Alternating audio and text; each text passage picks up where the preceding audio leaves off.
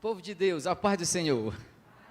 Meus irmãos, é muito bom estar aqui para poder explicar, expor a palavra de Deus, compartilhar o Evangelho de Cristo Jesus. Quero agradecer a honrosa oportunidade que me é dada, amém?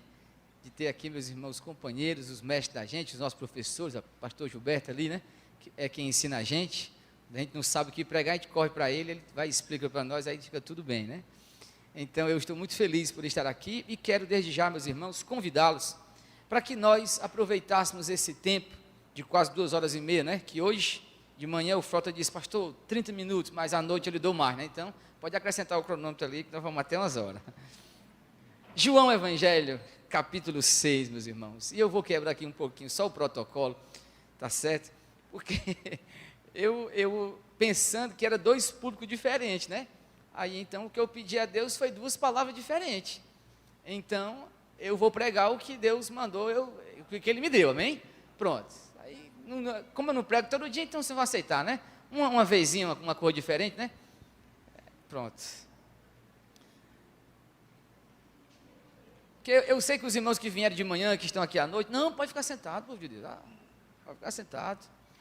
Os irmãos pode sentar, Priscilíssimo. Os irmãos já vieram de manhã, né? Aí... Irmãos, João Evangelho, capítulo 6, versículo 60 em diante, nós temos uma palavra, meus irmãos, muito, mas muito séria, que o Senhor Jesus compartilha aqui nesse texto, que mexe com todos nós, amém? A começar primeiro por quem está aqui no púlpito. Por quê? Porque quando Deus fala, Ele não fala primeiro para quem é membro, fala primeiro para quem está na liderança. A verdade, ela é verdade, doa quem doer, amém? Então vamos lá, a palavra do Senhor.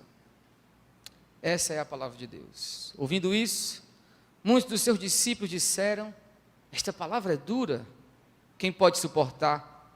Mas sabendo Jesus no íntimo que seus discípulos criticavam suas palavras, disse-lhes, isso vos escandaliza? Como seria então se visseis subir o Filho do Homem para onde primeiramente estava? O Espírito é o que dá vida, a carne não serve para nada. As palavras que eu vos tenho falado são Espírito e vida. Mas há algum de vós que não crerem. Pois Jesus sabia desde o princípio quem eram os que não criam e quem o trairia.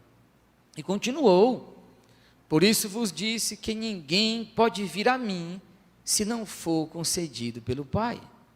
Por causa disso, muitos dos seus discípulos voltaram atrás e deixaram de segui-lo. Então Jesus perguntou aos 12, vós também quereis retirar-vos? Simão, Pedro, respondeu, Senhor, para quem iremos? Tu tens as palavras de vida eterna. E nós cremos e sabemos que tu és o Santo de Deus, amém? Oremos ao nosso Deus. Pai, graças te damos porque a luz do teu Filho Jesus tem brilhado em nossas mentes e em nossos corações. Essa noite estamos aqui, Senhor, convictos de que este lugar separado para ti, nossas vidas consagradas a ti, pelo poder do teu Espírito Santo, queremos, ó Pai, abrir, dilatar o nosso coração para ouvir a tua voz. Fala-nos aquilo que precisamos, aquilo que corrige, aquilo que de fato trata conosco, Pai. Em nome do Senhor, fala aos nossos corações. Amém. Povo de Deus, eis um texto da palavra de Deus, um dos mais importantes da Escritura Sagrada. Martinho Lutero dizia que se tirassem dele toda a Bíblia, ele deixasse o Evangelho de João e Romanos, ele já estava satisfeito. Porque cada texto, cada versículo de João, ele tem uma temática, ele tem uma direção, ele tem um fim, que não é agradar os nossos corações. E meus irmãos, e olha a tentação de um pregador, quando vem aqui para Bela Vista pregar. Porque vocês são pessoas muito educadas, todos mascarados, alguns não, como eu, bonitos, elegantes, E nós temos a tentação de pregar aquilo que não vai machucar você, porque eu quero lhe ver aqui domingo que vem. Eu quero que você frequente aqui esta igreja. E aí nós às vezes podemos sucumbir à tentação de pregar somente aquilo que é conveniente. Somente aquilo que de fato não toca na camada mais profunda do nosso ser. Mas essa noite, meus irmãos, a glória não é minha, mas pelo contrário, é da palavra de Deus, amém? Porque o texto vai tocar em nosso coração. Então agora você tem que escolher duas coisas. Aliás, uma delas. Ou você então se abre e diz: Senhor, fala. Ainda que me doa, ainda que o Senhor diga que eu não presto, mas eu quero ouvir tua voz.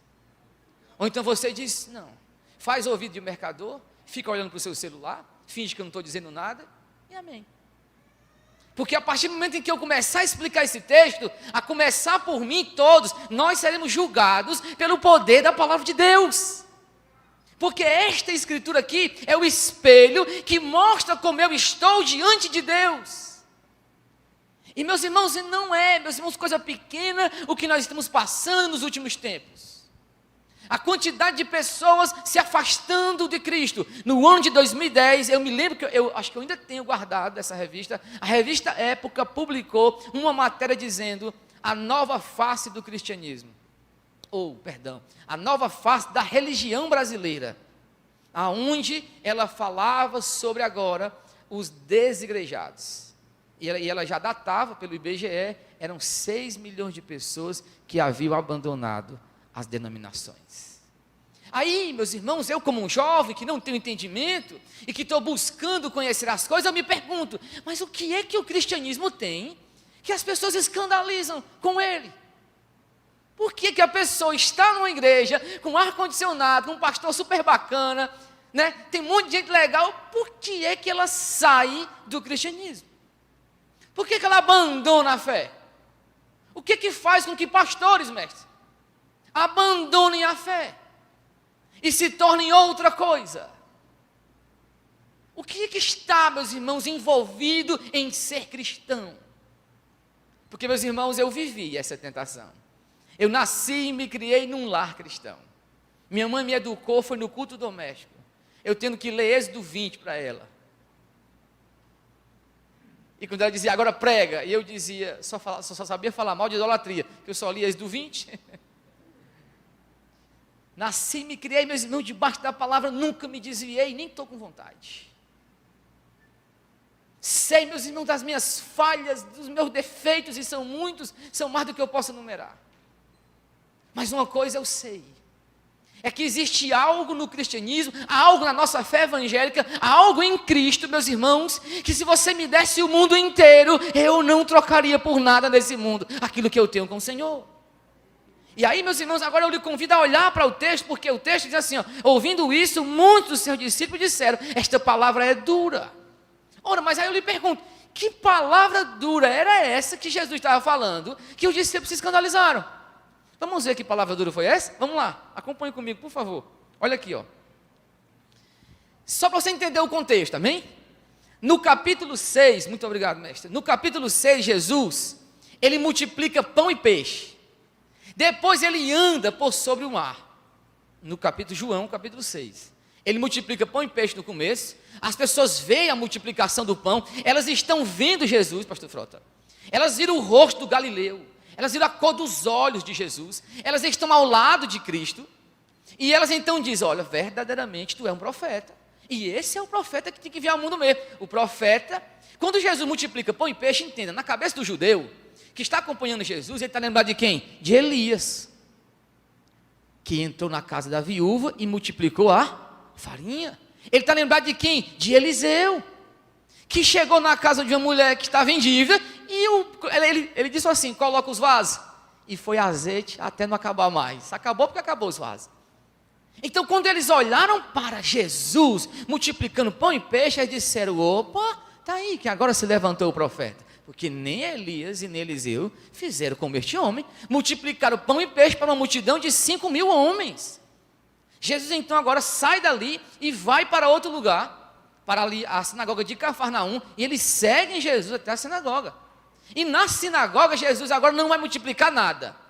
Ele vai só pregar a palavra. E olha o que o texto diz então. Ó.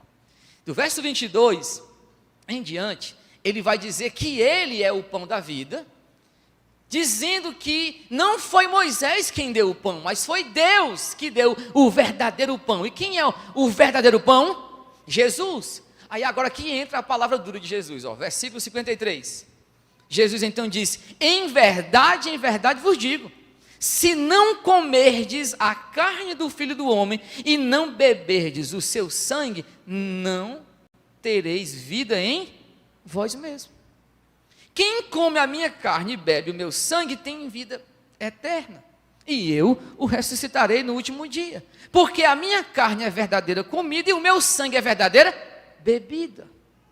Quem come a minha carne e bebe o meu sangue, permanece em mim e eu. Olha a palavra dura de Jesus. Sabe por que é dura essa palavra? Porque o que Cristo está dizendo é o seguinte: agora, o relacionamento que Deus está trazendo ao mundo, não é mais um relacionamento meramente religioso, que eu sigo Moisés e Moisés faz milagres, eu reclamo com Moisés, Moisés faz milagres. Agora eu tenho que participar do próprio Deus. Por isso Cristo está dizendo: a minha carne é verdadeira comida, o meu sangue é verdadeira bebida. Então você que está me ouvindo, você tem que participar de mim. Você tem que comer a minha carne, tem que beber o meu sangue, para que eu e você sejamos um. Você participou do Cristo. Meus irmãos, em outras palavras, isso aqui o que é? Jesus está chamando para um relacionamento íntimo. Íntimo. O que Cristo está dizendo é o seguinte: agora, sua fé não pode ser baseada nos milagres, porque chega um dia que os milagres acabam. Chega o dia em que Deus não vai curar a pessoa que você está orando. Chega o dia, meus irmãos, aonde você não vai mais ter forças para clamar, e Deus não vai estar ausente, Ele vai simplesmente silenciar. O silêncio dele não quer dizer que Ele está longe, só quer dizer que Ele está calado. Está deixando o nosso coração e a nossa carne gritar. Por quê? Porque o ouro, quando ele é aquecido, as impurezas sobem. É justamente aí, meus irmãos, quando as dúvidas, quando os questionamentos mais profundos da nossa alma venham em torno do nosso ser. Quando aquele pastor que criou o filho no caminho do Senhor, e agora o seu filho, ele assume uma identidade homossexual. E ele tem que perguntar: mas meu Deus, eu levei ele para a escola bíblica, eu ensinei a tua palavra, eu fiz isso e isso, e por quê? Quando aquele casal que apaixonado estava, eles foram para uma viagem, foram frequentar, aliás, foram esquiar lá na Suíça. Aí a moça levou um tombo e ficou paraplégica. Eles tinham uma vida inteira de sexo e prazer. Agora ela não pode mais lhe dar o sexo que ele quer. E o que é que ele vai fazer agora? O que o Senhor está dizendo é o seguinte: você tem que estar em mim. Porque quando o mundo vier para cima de você como um rolo compressor, e o sofrimento e a escuridão baterem em sua vida, quanto vale a sua fé? Você vai abandonar a Cristo porque sua mulher ficou paraplégica? Você vai deixar o Evangelho porque o seu pastor caiu em pecado? Que fé é a sua? Você é um hipócrita. Se sua fé depende do homem, não é fé nenhuma, não é fé verdadeira. É isso que o Evangelho está dizendo, não sou eu. Por quê? Porque Jesus está dizendo o seguinte: ó, você tem que comer minha carne, tem que beber meu sangue. E o que foi que os discípulos fizeram? Acompanhe comigo, por favor, a narrativa. Mas sabendo Jesus no íntimo que seus discípulos criticavam as suas palavras, disseram, ele disse: o que eu estou falando escandaliza vocês? Povo de Deus, isto aqui é tremendo, isto aqui é forte, isso aqui não é mais para crente meia boca não, meus irmãos, isso aqui é para quem é de verdade. Me diga agora, o que é que você faria se você estivesse aqui? Aqui não tem mais multiplicação, aqui é a sinagoga e Jesus está só pregando a palavra. O que é que você vai fazer? eu tenho que perguntar, o que é que lhe sustenta? Nada, EBV. O que é que lhe sustenta aqui nesse lugar? É as estruturas? Meus irmãos, é tempo de refletir sobre a nossa fé. Por quê? Porque, meus irmãos, olha o que vai acontecer. Esses discípulos aqui, olha o que o texto disse. Olha o que o texto diz. Cristo então diz o seguinte: como seria então se você visse subir o Filho do Homem para o lugar que primeiramente estava? Uma clara reflexão. Olha, se você vê o dia que eu partir e eu voltar, o que vai acontecer? Quando eu retornar, ele então diz: o Espírito é o que dá vida, a carne não serve para nada, as palavras que eu vos tenho dito são Espírito e são vida. Eu me lembro de um irmão lá no interior, assim que eu cheguei na minha primeira igreja, e eu pregando, é que eu estou pregando aqui, e aí o irmão disse: o pastor não fala muito em língua, e ele não é, parece que ele não é muito do manto, ele só sabe pregar a palavra. Mas não está escrito aqui, ó, que as palavras que eu vos tenho dito são Espírito e são vida. Esta palavra é a mesma palavra de quando Ezequiel está diante de um vale de ossos. E o texto então diz que o Senhor o levanta e diz: profetiza. E ele diz: Senhor, mas como é que vão reviver esses ossos? E o texto diz: não só profetiza. E ele profetiza. Ele diz: vem ao vento dos quatro cantos, né? E o texto diz que enquanto ele falava, o Espírito veio sobre aquele vale.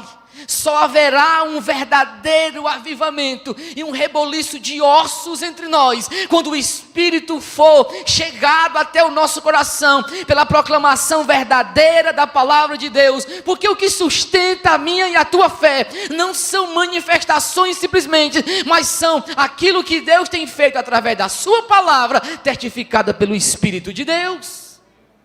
Se não houver esta palavra, não haverá nada. É só o fogo e a palha. Mas, meus irmãos, Jesus solta-lhe a verdade agora. Aliás, João, né, comentando, diz: mas há alguns de vós que não creem. Pois Jesus sabia quem desde o início não creria e ainda quem o iria trair. Meus irmãos, nós estamos passando pela maior crítica de todos os tempos sobre a fé evangélica. Eu não sei o que aconteceu. A Priscila é uma remanescente fiel, é uma das que ainda consegue se manter, mas quando as pessoas olham o comportamento dos evangélicos na política, na sociedade, elas estão olhando para nós, estão tendo uma ojeriza, se diz, aquela aversão, né? No meu tempo era ranço, né? O povo é chique, eu tenho que dizer outra palavra bonita, né? Ojeriza. Por quê? Porque parece que a nossa fé, ela não é tão séria para nós. Meus irmãos, Jesus sabe agora quem crê e quem não crê. Ele sabe quem vai até o final e quem não vai. Ele sabe quem vai chegar até o final ou não. O barco já tem o seu destino. O barco vai chegar. A questão agora é o que eu farei dentro deste barco. Ou eu pulo fora, ou eu permaneço nele até o final. Mas ele sabe quem vai chegar.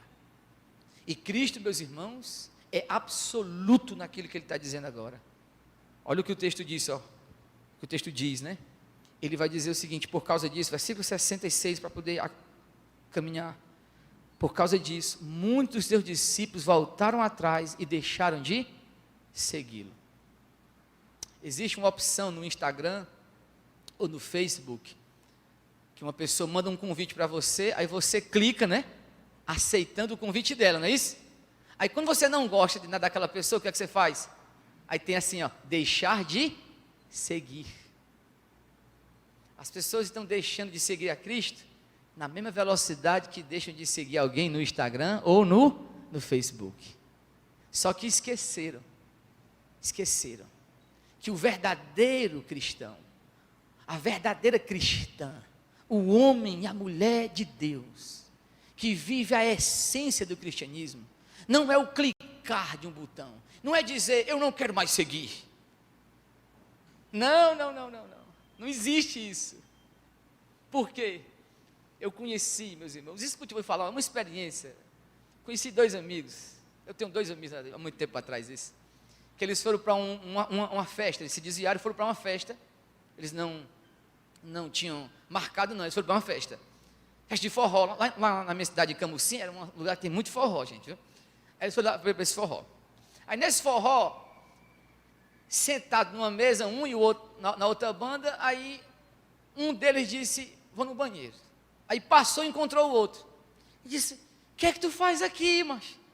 Aí, rapaz, eu vim para a festa para pecar. Aí o outro, tu está conseguindo? Ele disse, tô não, mas... Ele, por quê? Mas o lugar é vazio. O que estão fazendo, não é? Aí um olhou para o outro e disse, mestre, o que é que nós estamos fazendo aqui, doido? Nós somos tão crentes ainda, que nem para pecar mais dá, como antes. Voltaram, não presta mais para pecar. Porque o verdadeiro cristão que nasceu de novo, ainda que ele quisesse sair, sabe? Ainda que ele dissesse isso, aquilo outro, não usa graça. Irmãos, eu tenho que usar essa experiência, porque é a que mais marca a minha cabeça. Você não sabe o que é caçar no mato com um cachorro não, né? Não sabe não, né? Mas você sabe, não sabe? Irmãos, é assim, você vai de noite, aí você solta o cachorro no meio da mata, e ele vai, indo em cada buraco, até encontrar a caça. É a graça de Deus. Quando ela marcou sua vida, tu se esconde, tu vai para a festa, tu entra em qualquer lugar, mas ela está lá marcando você. O cidadão foi para pecar e encontrou outro crente também. E aí eles 2 não conseguiram mais, porque a graça constrange. O que eu estou dizendo para ti é o seguinte, é que experiências como essa não são para qualquer pessoa, são para aqueles que nasceram de Deus, aqueles que ouviram o evangelho, aqueles que receberam a verdade, aqueles que são constrangidos pelo poder da graça de Deus, aqueles que olham e dizem assim, a minha carne está gritando para pecar, mas ela olha e diz, mas este é o meu meigo salvador, o Cristo que me salvou, eu não posso ir contra ele. Irmãos, é isso que o Senhor quer fazer, porque agora veja a experiência. Jesus Cristo olhou para os 12 e disse, vocês também querem ir embora? Vão, pode ir. Qual é a experiência da graça agora? Um homem que não tem a graça, Jesus dizendo assim, pode pecar. Eu vou usar uma palavra muito chula, mas me perdoe, porque é a melhor que eu tenho. Ele se lasca no pecado. Se lasca. Porque o que tem muita gente que querendo aqui é só oportunidade para pecar. Porque ele nunca foi encontrado ainda pela graça de Deus. Agora, veja o mistério agora aqui. Pedro, o homem mais impulsivo que Cristo tem, vai dizer a verdade. Senhor, para quem iremos? Tu tens as palavras de vida eterna, aleluia. Por quê? Porque a experiência do verdadeiro cristão, ele não está querendo, meus irmãos, lugares. Ele não está preocupado com lugar, entenda. Se faltasse energia agora aqui, e nós tivéssemos fazer o culto lá no galpão, ou qualquer outro lugar, irmão, para nós era a mesma experiência, contanto que ele esteja lá, e que a palavra dele seja pregada. Agora então aí fica o mistério agora, veja bem. Por que que estes saíram? Por que que estes aqui foram embora? E os discípulos, os apóstolos, não foram. Qual é o mistério dessa verdade? Meus irmãos, você sabia que... você sabia não, eu sei que vocês sabem todo dia, eu fico dizendo assim, vocês sabiam, mas é só retórica, viu? Vocês sabem. Quem aqui já passou por aquela experiência de olhar, mas não enxergar uma coisa? Levante sua mão. Já? Aquela experiência que você olha, mas você não enxerga um negócio. Por que que Pedro não foi embora? Se ele é um homem exatamente como os outros. Por que que Pedro não vai embora? Por que que Pedro não abandona o mestre Frota? Por causa de algo que ele viu, ele olhou e ele enxergou que os outros não viram. Abra comigo a palavra do Senhor. Em João, aí é só dentro de João. João capítulo 2. E eu já me caminho para o fim já. Só falta só mais 58 minutos. João capítulo 2. Eu sonho com este dia, meus irmãos, ó. João 2, povo de Deus. Aqui fala sobre o milagre da transformação da água em vinho. Versículo 11. Este sinal em Caná da Galileia foi o primeiro que Jesus fez. Ele manifestou sua glória e os seus discípulos creram nele. Aleluia. Por quê? Meus irmãos, finaliza agora aqui para poder entrar nas minhas aplicações. Por que que Pedro, olhando para Jesus, da mesma forma que os outros olharam, eles comeram o pão, eles viram quando Cristo partiu o pão, deu graças e distribuiu. Eles viram os milagres, mas por que que eles vão embora?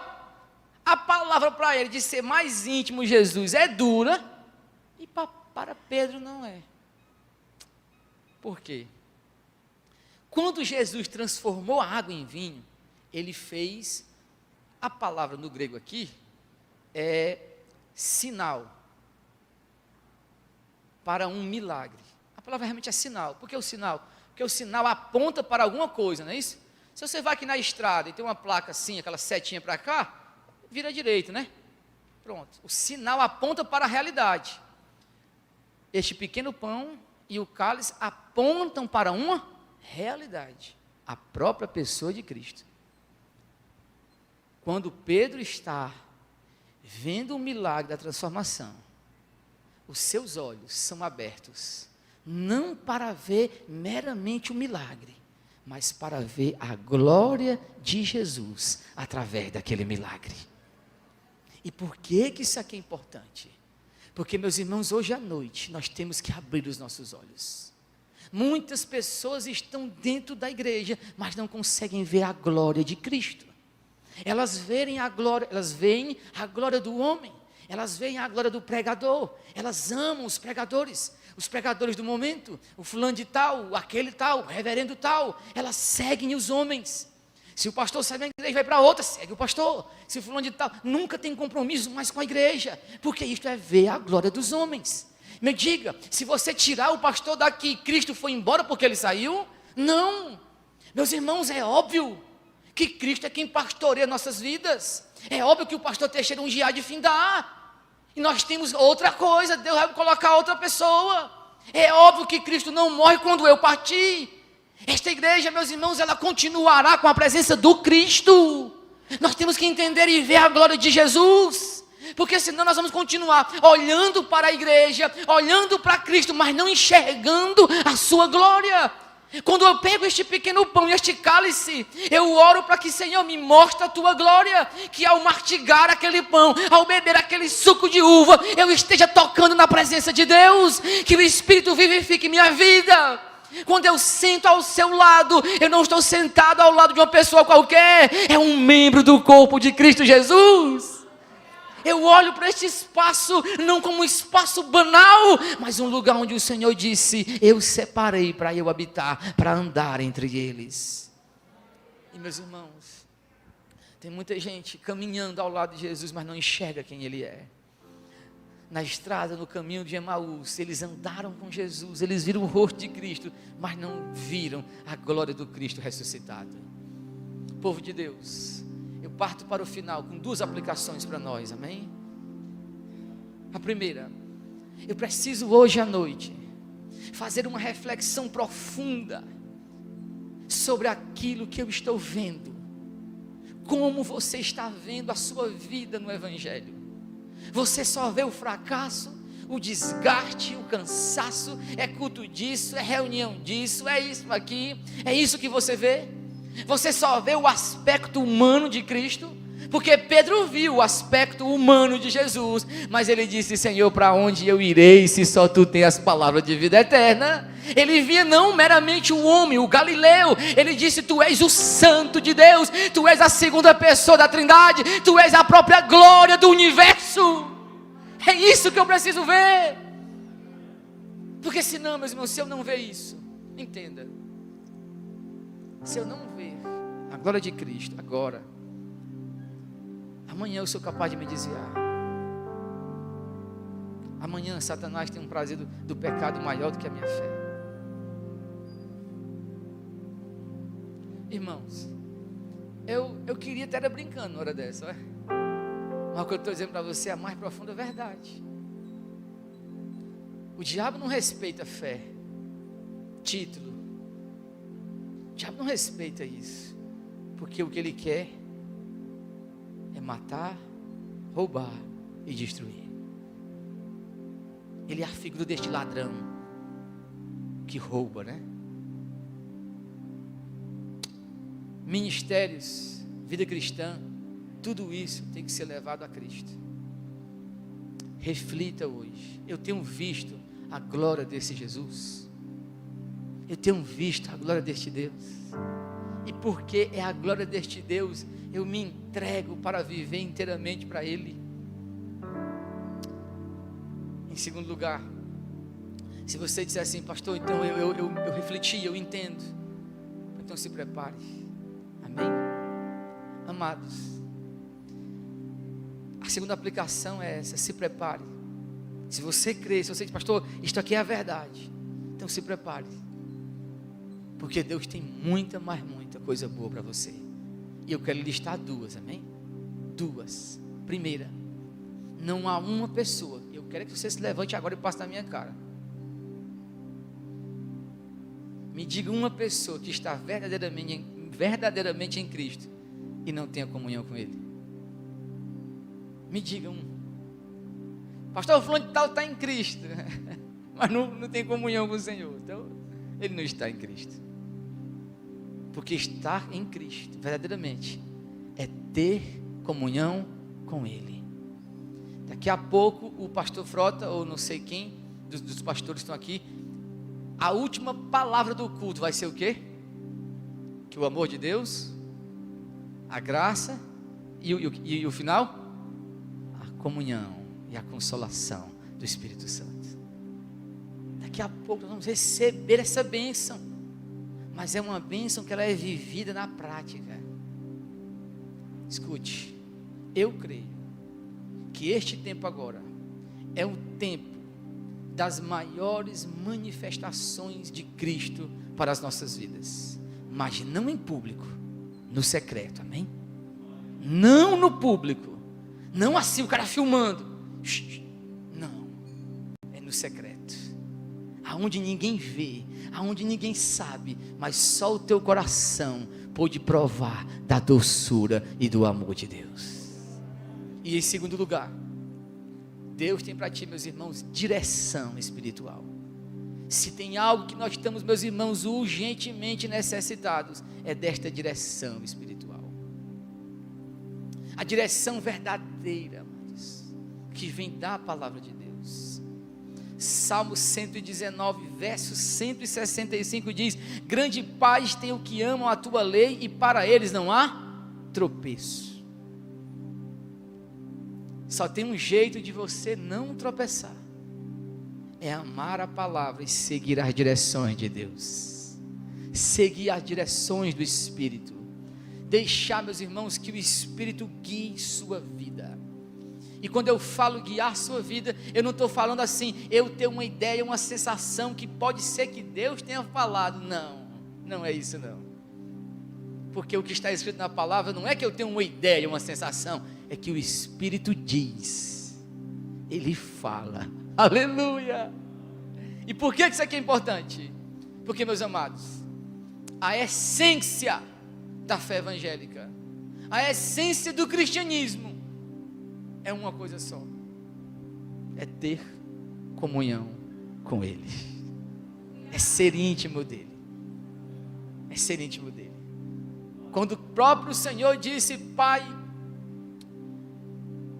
no João 17,3 ele diz, a vida eterna é esta, que conheçam a Ti, como único Deus, e a Teu Filho a quem? A palavra conhecer, ela nos remete a um conhecimento por experiência, de intimidade, tal como um homem conhece uma mulher que ama. Essa noite, meus irmãos, eu finalizo te convidando para conhecer a Cristo mais além do que você conhece, a dar passos de fé esta noite para conhecer mais o Senhor Jesus, a olhar para trás e dizer: olha, isso aqui foi bom, mas eu quero mais de Cristo Jesus.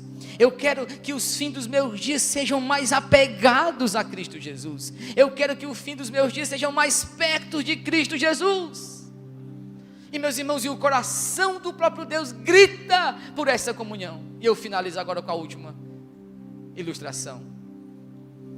Eu estava no interior, muito, meus irmãos, atarefados, correndo para um lado, levantando congregação, expulsando demônio, era orando por gente, estava com ansiedade, aconselhando gente com depressão, e aquilo tudo. E um dia preparei aqui um momento para poder ler a palavra e ler a Bíblia e pregar. Aí lá vem o Sócrates, meu filho.